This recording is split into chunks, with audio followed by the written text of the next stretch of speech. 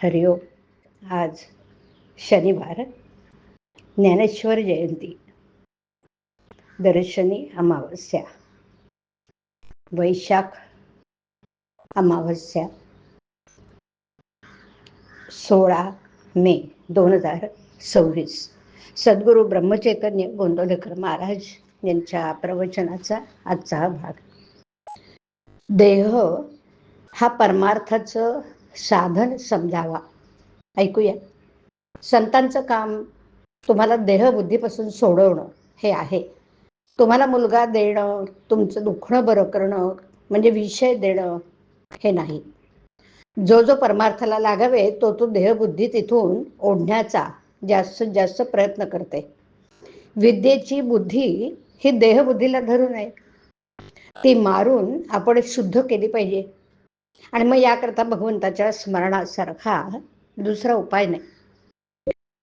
कुत्रा हा आपल्याला रात्रीच्या पहाऱ्याकरता उपयोगी पडतो, पण तो कितीही चांगला आणि उपयोगी असला तरी आपण त्याला पानात जेवायला घेऊन बसत नाही.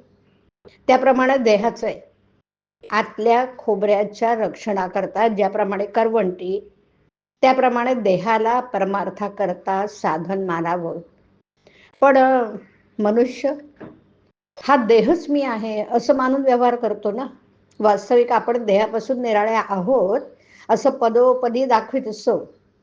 माझा हात, माझा पाय, माझा डोळा, माझं मन, फार काय, माझा जीव असंही म्हणतो.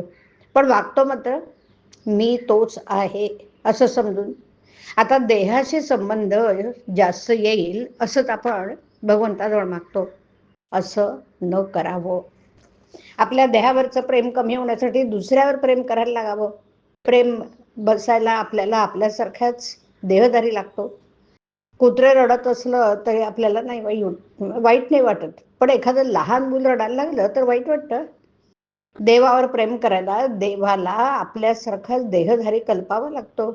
आणि म्हणून आपलं देहावरचं प्रेम कमी व्हायला, देहबुद्धी कमी व्हायला सगुण मूर्तीचं, सद्गुरूचं ध्यान करावं लागतं. आणि मग ते जसं दृढ होत जाईल तसं आपण स्वतःला विसरून जातो. आणि मग आपण देहाच्या पलीकडे गेलो म्हणजे सद्गुरूंचं खरं स्वरूप हे देहातीत आहे असं प्रत्ययाला येतं. देहबुद्धी नष्ट होईल तसशी सद्गुरूची खरी ओळख होईल.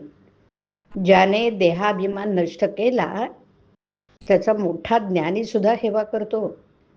मी देह म्हणावं या पलीकडे दुसरं अज्ञान कोणतंही नाही. बरं, मी भगवंताचं असून देहाचं म्हणणं यासारखं दुसरं खोटं नाही. प्रपंचात संकट येतात तरी पण तो सोडावासा वाटत नाही. त्यातून भगवंताची माया येते कोणती. अतिसहवासामुळे देहाचे ममत्व सुटत नाही हे खरं. परमात्म्याचा सहवास, उदाहरणार्थ देवाला जाण्याचा वा जप करण्याचा नेम केला म्हणजे देहाचं ममत्व थोडं थोडं कमी होतं.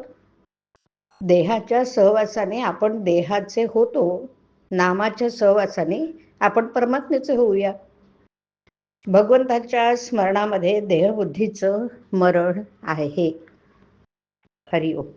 हरिओम तत्सत. हरिओम.